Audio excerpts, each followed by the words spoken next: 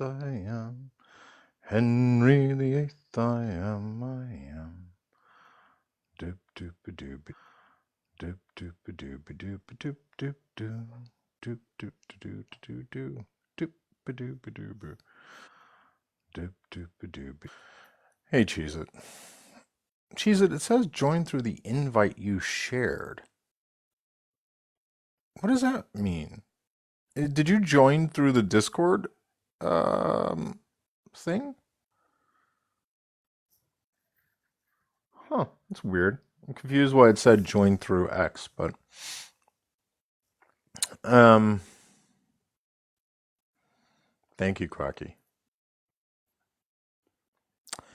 I don't know. I'm frustrated. I'm very frustrated that ordinarily my callouts are pretty clear in what we're trying to accomplish. And I feel like ordinarily people are very aligned, and ordinarily there's no questions in terms of what is the right thing to do. I feel like there's been a ton of questions about what the right thing to do here is, I think, due to the fact that Harry did something that I feel like a lot of people would do, and that I feel like a lot of people would or look past as friends. And so I think people are like scratching their heads, why talk about it? Hey, Wolf. And I do get it.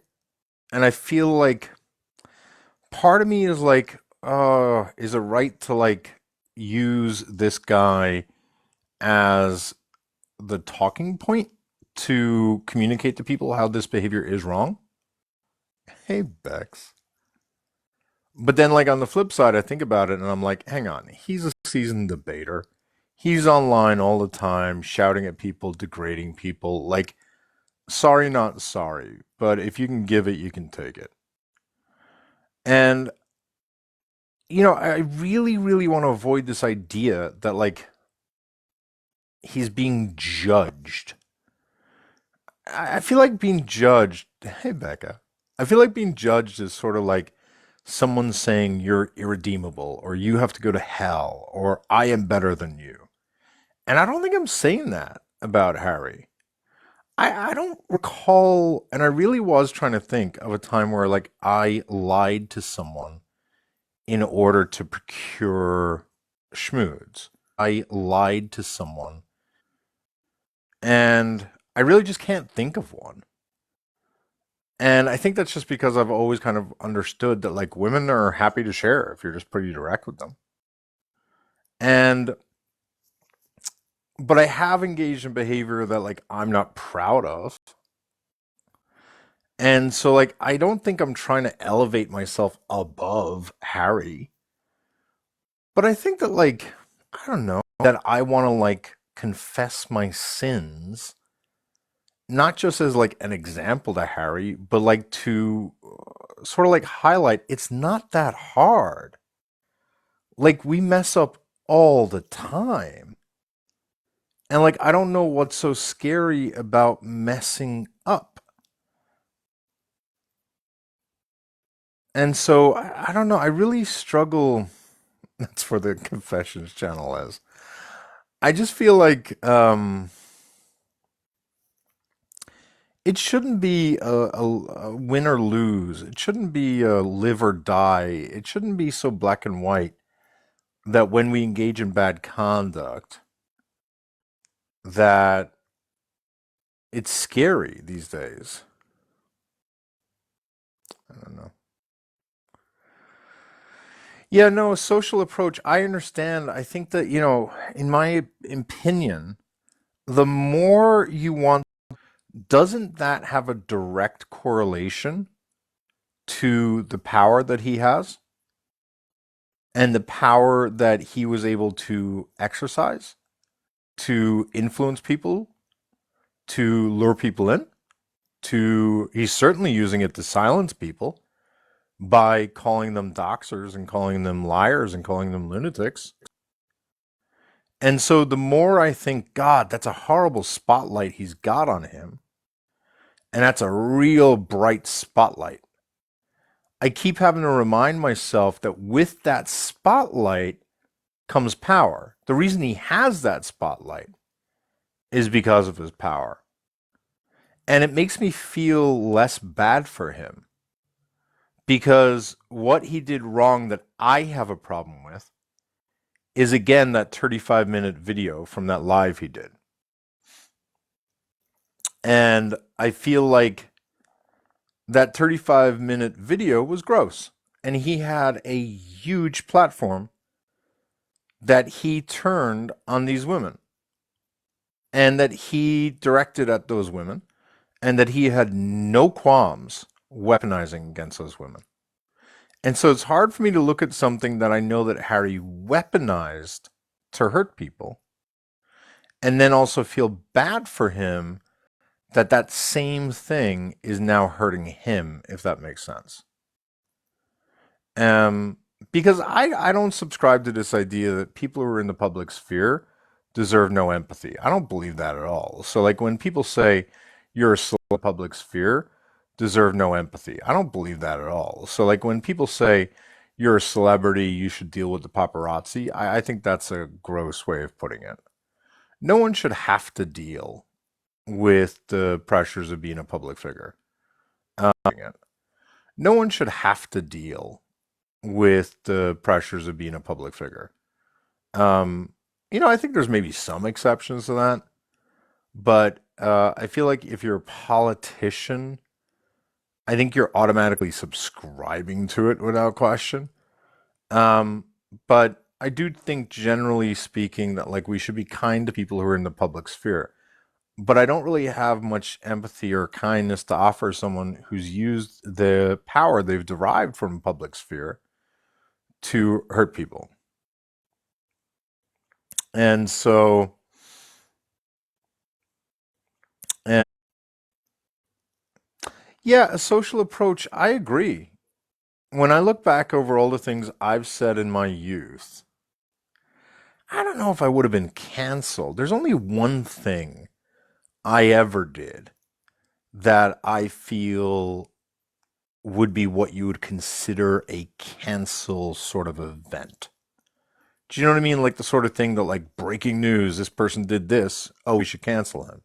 There's only one thing I can think I ever did in my actual youth that would have been that. Now, personally, I'm very ethically at ease with what I did, but I also think that it could be very easily skewed to be a bad thing. But I stand by it, to be honest with you. But it would be something that could easily be used to weaponize against me. Other than that one thing, there's lots of things I've done that have been stupid. Like I've talked about the fact that like on like social media and with friends, like I've made sexist jokes, but when I talk to my female friends, they often agree that a large part of my sexism was ignorance, meaning I really just didn't understand it. But the other part of it was that I tend to do things as a dig, as a way to get a reaction, if that makes sense. And so, for example, like I remember when Ghostbusters came out, the female version of Ghostbusters, and like I made a joke with one of my friends about the fact that um, I think it ended up making back 70% of its budget or something. And I made a joke about, well, that makes sense given the fact that women make 70%, 70 cents on the dollar. And that was done to, I mean, I think it's a really irritating Irish trait that we do that to like dig. Oh my God, I misspelt it. Thank you, anxious. Um, but like, did I believe that? No, of course I didn't believe that. It was more so to like, I do it to like get under the skin of people because that's like a really toxic Irish trait. And we call it banter, but really it's just mental and emotional abuse that we engage in. And so even like the quote unquote sexist stuff, a lot of it when I look back at it was either me being naive, not knowing that there was like experiences and I just had to learn them. And the other part of it was largely me just being antagonistic for a joke or antagonistic for a reaction.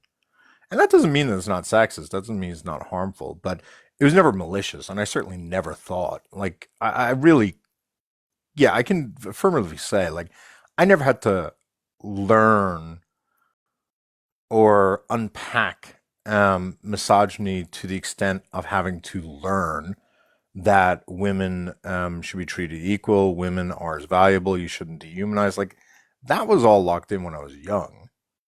And so, there's not really going to be anything of me ever, I don't know, showing actions that are contrary to that. Um, but I think I've certainly been harmful to women. Like, again, how can I admit to cheating on a woman and then not claim to have been harmful? And I look back at that cheating incident. Again, it was my first real serious girlfriend. And I told myself, like, I had not dated a lot when I was younger. I just like I wasn't a dork. I actually didn't like dorks, but I was definitely nerdy. And I just did not feel, I don't know what it was. I feel like I probably didn't feel confident or something engaging with women. But I was a late bloomer. And but when I bloomed, I blossomed. And when I started dating someone, the person I was dating, I think I've talked about, she was just, I know people don't like to say people are above their league, but like she was above my fucking level. And I was just in awe. I was like, how the hell does this person want to pay me 2 minutes of attention? And I felt extremely lucky. And I was in awe of her. I genuinely was. And we dated for about a year. And during our dating, I cheated on her. And the context of it was that two women basically offered me a threesome. And in my head, the way I remember rationalizing it, and I really do remember rationalizing it, in my head, I was thinking I had missed out. I had not had that sort of like raucous youth that a lot of people have. I don't want to give the exact age social approach, but like I was a teenager. And so I felt as though I had missed out and that in part of my head, I absolutely felt like I quote unquote deserved this. And the other part of me was thinking, this will never come my way again. And I really only thought of myself. I did not think much of my partner.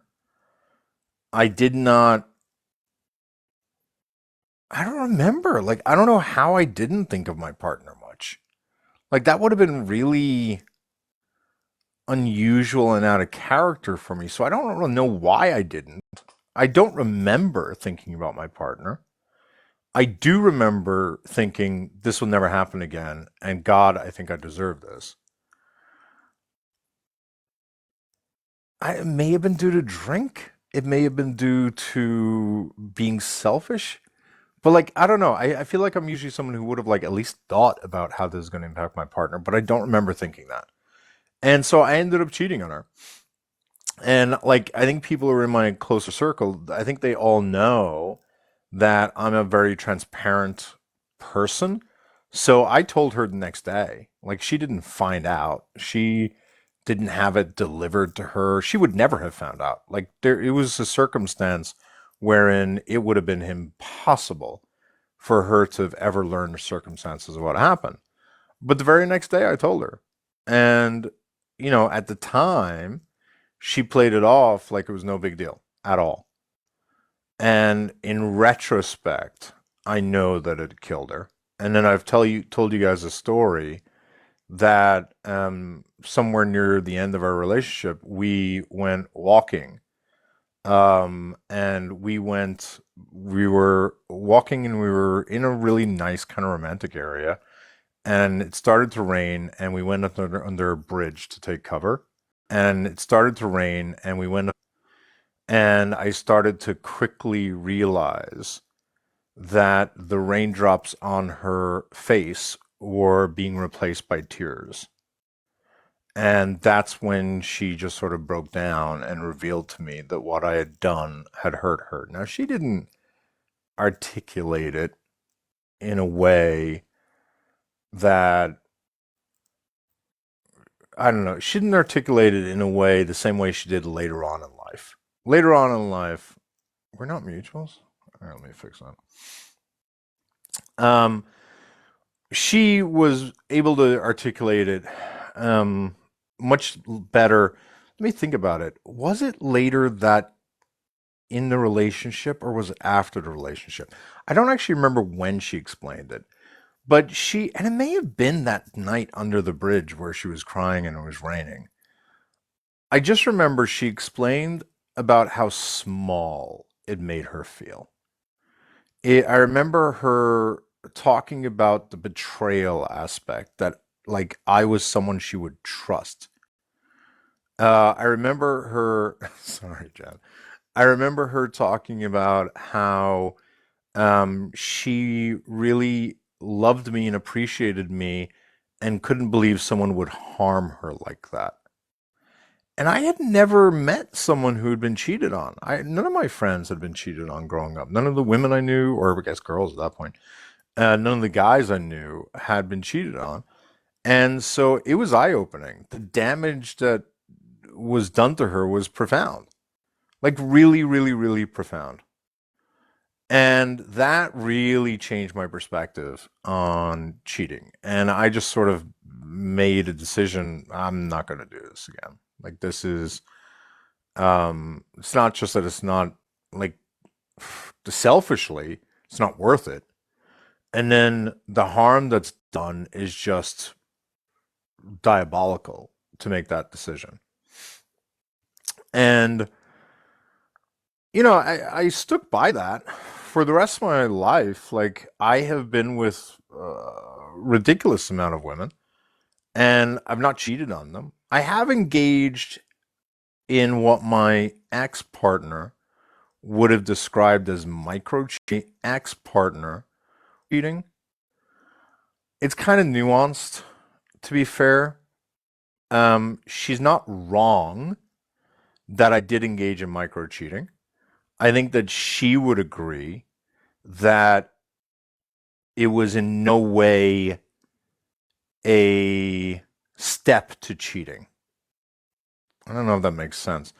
There's a category of behaviors called micro cheating. I don't know if you guys have heard of that before, but it envelops a large number of actions that can be considered mini betrayals to your partner, but don't necessarily mean that you have an emotional or mental or physical connection with another person. And so I did engage in micro cheating, which did involve lying to my partner. But there was a lot of context around it where I think my partner even admitted it was understandable given the context. Um, do I have to explain this to make it more clear? People in the chat, if there's anyone still awake, do I have to explain it or not explain it? Explain it or not explain it. And if no one responds, I'm going to assume no one's listening. The word yes doesn't tell me which. Anxious says explain.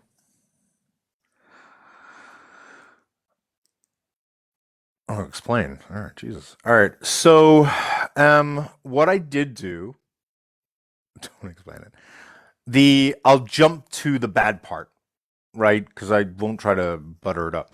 I talked to women sexually. That's the TLDR.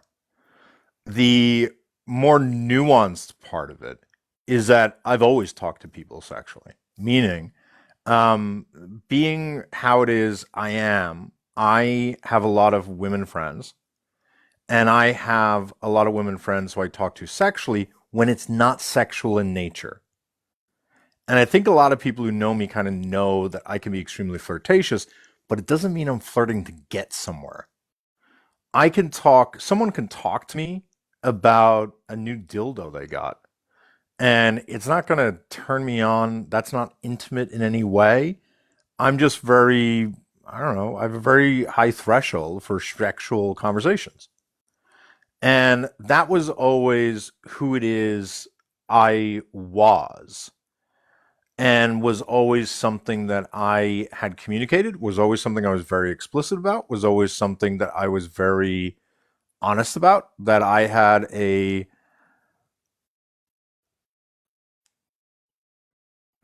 had basically a moral outlook that it's perfectly acceptable to have women who you're friends with, even ones who you have engaged with sexually, who you can have sexual conversations with, and it not be something that you're sexually getting off on. And the reasoning why was wrong on my part, but it was driven by a prior issue, which was the fact that my partner, which was the fact that, unbeknownst to me, had been cheated on pretty magnificently in a very bad way. And that had traumatized my partner, and I didn't know that. And I think she didn't know that. I think she really didn't process it and denied it to herself and made excuses, such that I didn't learn that she had been cheated on in a spectacular way. That I didn't learn that for years into our relationship. And what had happened in those years was that she had engaged in what I think she admits is highly controlling behavior that was unreasonable in nature, including having me cut off all of my female friends, every single one of them.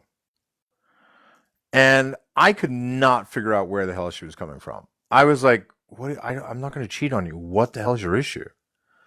And she would just have these sort of rules that to me were coming out of nowhere and made absolutely no sense whatsoever, and was constantly putting these things on me that just felt like this has nothing to do with me or my behavior.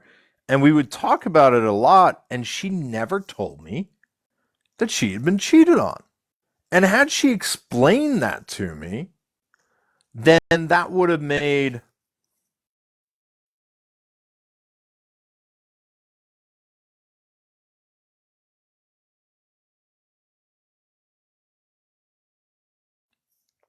sorry, had she explained that she had been cheated on, I feel as though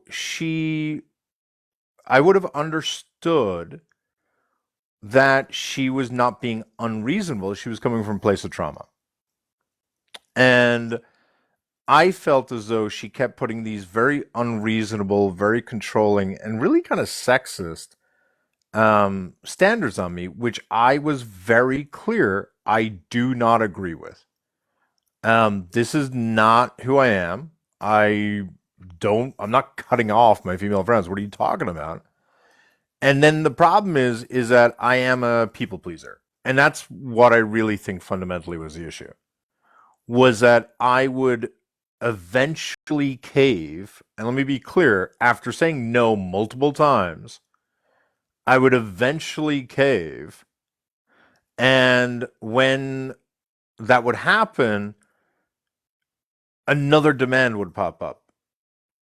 And it just kept feeling unfair, unreasonable, unrelated to me. And because I didn't know that she had been cheated on, had she told me that, she could have simply said, "Look, I have this prior trauma. It's made me not be trustworthy. It may be unreasonable to you, but it's very real to me. And if you could do this to accommodate me, I'd really appreciate it." That makes sense, right? That makes total sense. But walking into the bathroom and seeing her go through my phone I'm like, what the fuck? How, what is happening right now? Why are you going through my phone? Like, what the hell? And this would happen like a lot. And so I think what ended up happening was I started to just disrespect her boundaries that she was trying to constantly put on me because they just seemed unreasonable and unrelated to me. And I knew that I wasn't interested in cheating. I knew that I had no intent on being with anyone else. If I don't want to be with someone, I break up with them. It's really not that complicated. And I was just kind of tired of her putting these unreasonable boundaries after I've said no. And I think after the fact, I realized that it was wrong because it was people pleasing. I should have just stuck with my boundaries. And her choice at that point would have been to end the relationship and would have been to, and I don't want to be with someone who does that. And so I'm out the door. And I deprived her of that opportunity, which I should have done. I feel like I should have stuck to what I believed to be me and who it is I wanted to be. And let me be super clear. I'm not trying to say that who I am or the relationships I have or how I talk to people is what every woman should be okay with, but it's who I want to be. And if a person doesn't want to be okay with that, that's their choice. But I don't believe in this idea of conforming people to be who you want them to be. I just don't understand it. I don't understand why. Like, I feel like there's some accommodations that are made for sure, but like not having female friends, like, what are you talking about? Like, I'm not doing that. I'm not doing anything even close to that. And so, in retrospect, I think I shouldn't have people pleased. I should have stuck with my boundaries. I should have realized that the appropriate thing is for me to say this is what is acceptable to me. If it's not acceptable to you, then we need to talk about that.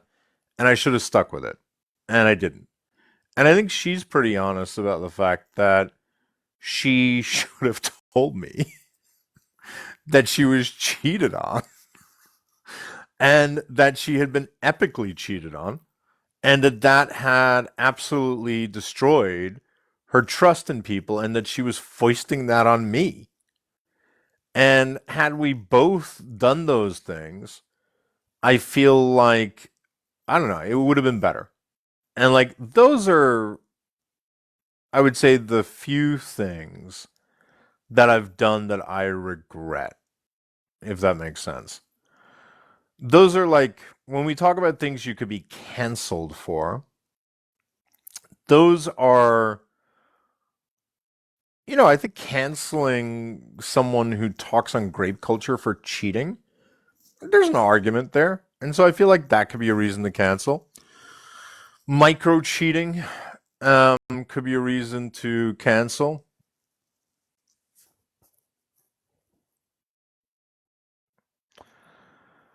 And so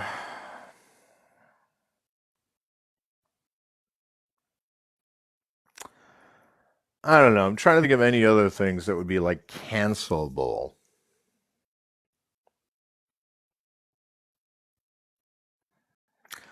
I mean, I think any guy that has a roster would be cancelable.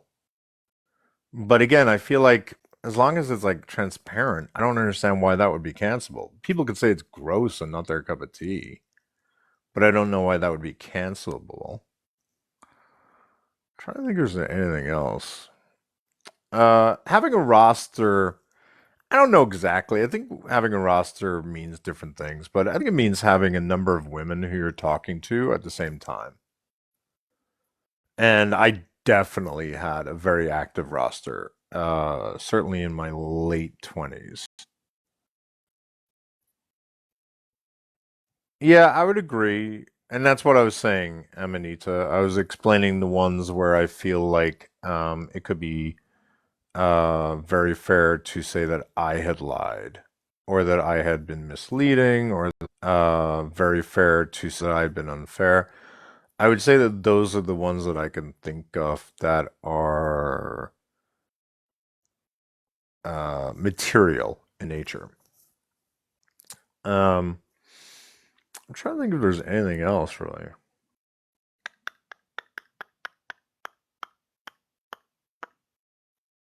Yeah, those are the big ones.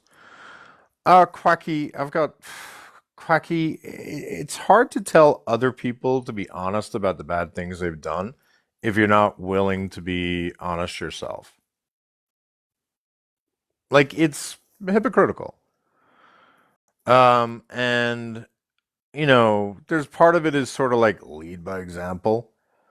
But the other part of it is that like people fuck up. Like it's I don't I think it's not as scary to admit when you mess up as people think. And the worst thing that will happen is people will see you a bit differently. But like why is that bad? Like if people see you differently, usually it's that they now no longer trust you the same way. And maybe what you did, like for example, like me cheating, regardless of when I did it, regardless of how many years ago it was, if that makes someone say, "Ooh, I'm not gonna fuck with that guy. He cheated once, so you're always gonna be cheating."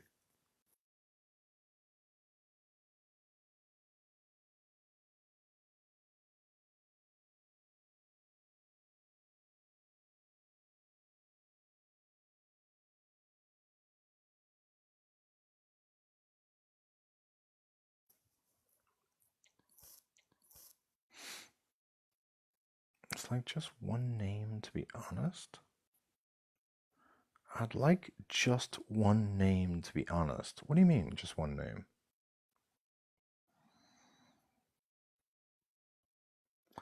But do you recommend everyone tell the world about their fuck ups from years ago? I don't see why not. Like, I don't see what the big deal is. Like, I really don't. Um, People will come in and say, "Hey, didn't you cheat?" And I'll be like, "Yeah, I did. I'm the one who shared it. Like, what's your gotcha?" And like, cheese it. It's hard for you to say. Do you recommend everyone tell the world about their f ups from years ago? While at the same time, we had no problem going after Donk for being a schmatzi at least 8 years ago. And so I do. I think that people who have public platforms, I think they have an obligation to disclose some stuff that may be relevant to what they talk about. Not, I don't know. It goes back and forth. Do I recommend? That's why I ask because I've been thinking about it for a while. Do you recommend everyone tell the world about their fuck ups from years ago? I think I recommend people not be scared about their fuck ups from yesterday or years ago. That was just context, though, to put. That makes me very cool. Half the time they can't admit to themselves they've done anything wrong. They justify it or blame you. Um, yeah, I mean, I don't know. Some people I think can admit stuff. I feel like I definitely have some friends who've been upfront about when they mess up. I think I've definitely known people who just can never admit when they're wrong or take any goddamn accountability. But then you just cut those people. Do I recommend? I'm really struggling with that question. I think where I come for that question is I don't think you should be afraid to share when you mess up. I don't think you should be afraid to share more so it.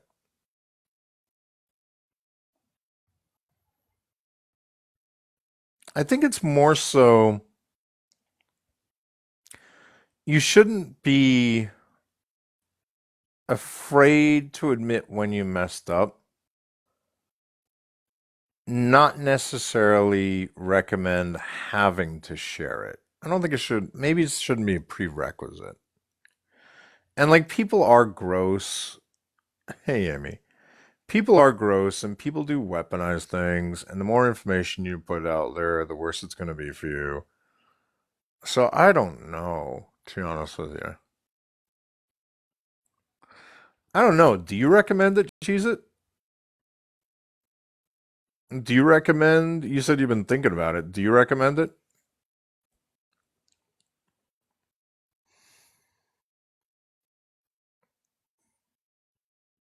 Do you think not presenting something that you think is cancelable is an attempt to escape accountability?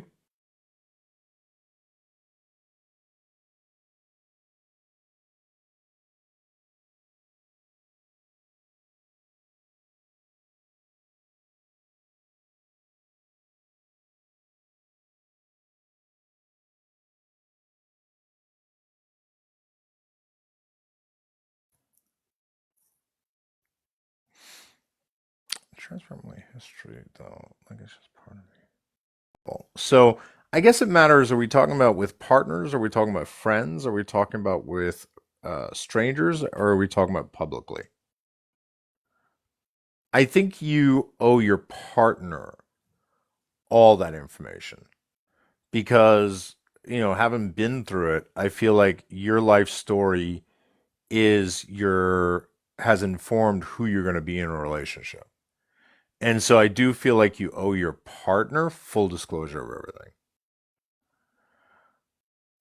Do you owe your friends?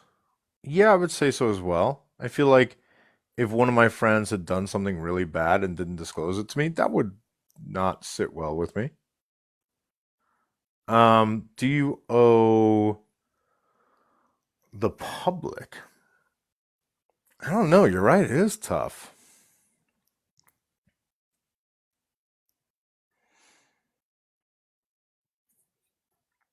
I don't know. It is tough. But do people who are creators who have platforms, do they owe it? That's the more interesting question. And I'm not sure. Like, think of the reason why a lot of people get canceled. It's because of the betrayal. It's because of the fact they said they were X when they were actually something else. And so, does that imply that people who support a person do feel entitled? The fact that they feel entitled, does that mean that they should get it? I don't know. I really, really, really don't know. Quacky, we could not do a call out live on Quacky. It would be too much content and take too long. Bex, when you say I'm sure Irish has looked into us at some point, I've literally told you I don't do that. The only reason I could tell you Quacky's first name and Quacky's location is because they literally announce it. Like, other than that, I couldn't tell you Quacky's last name. I couldn't tell you what city they're in. I couldn't tell you what their IG is. I couldn't tell you what their socials are. I can't do any of that stuff. How do you know we're safe then?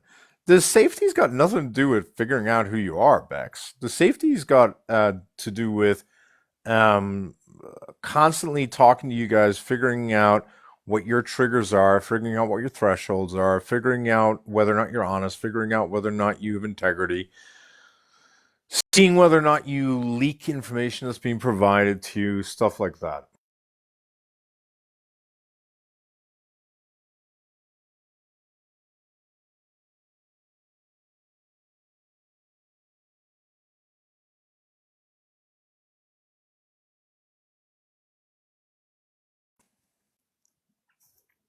So, like, think of it this way, Bex. How does me Googling you help me vouch if you're safe or not? I don't know how that would help me vouch for you. I don't think it would help me vouch for you. Are you saying like going through your social media or some shit? Because like, as much as like Artemis is saying that we're putting an unreasonable standard on her, I don't think any of us are saying Artemis should have went through Donk's social media. I think what we are saying is that Donk had engaged routinely in abusive behavior that should have been a red flag. And and also had been warned multiple times directly. Hey, you have done things, this person has done things that are harmful. And she just kept looking the other way. If it came out tomorrow that Ernesto was a schmatzi, I think it would be wrong for people to cancel me. If it came out, I would never cancel someone for being friends with someone. I think it's more so that Artemis has shown a pattern of being friends with incredibly abusive, toxic people and sticking with those people for a prolonged period of time, even after their abusive behavior has been identified. And so, yeah, like, why would I research you guys? I don't think who you guys are, if you're hiding who you are, I'm not culpable for that unless there's like really huge red flags that I'm ignoring or something. Judging on behavior that's seen personally, favoring those people. What? Say it again. It gives background context. Judging on behavior that's seen personally, favoring those people. Yeah, I don't know. How I've done it so far has worked out pretty well. But also lying about the quals and then pretending to be an expert, that's just so dishonest. I don't think it's just dishonest. I think it reeks of insecurity and the fact that you're centering yourself. It's the fact that Artemis talked down to other trans people about being trans. Not to mention how much culture. If I did, I'd be there.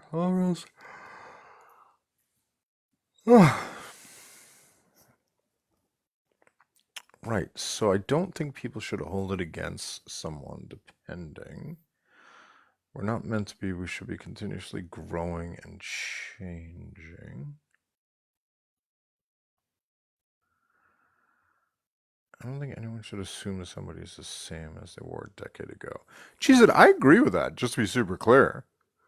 If Donk, my problem with Donk is that I'm not sure, I don't know, like they may have developed into a good person over 10 years. I guess from my perspective, even if they have turned into a good person, I don't fuck with a reformed schmatzi, and I don't like an actual schmatzi, and I don't fuck with a reformed grapist. I won't necessarily terrorize them, but I don't. I'm not gonna fuck with them.